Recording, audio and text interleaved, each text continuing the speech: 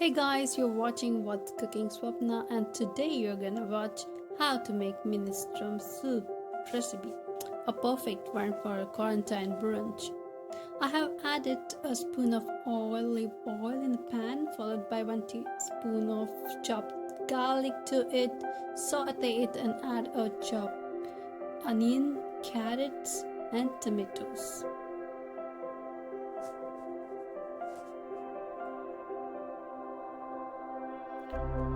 Now add it green onions. You can add spring onions here.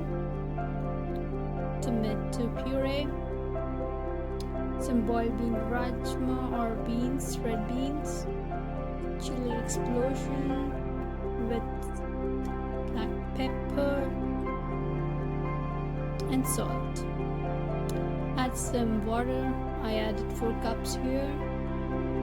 Let it boil and simmer for a while. Add pasta. Shell pasta looks good in this soup. Let it boil. Spring onions.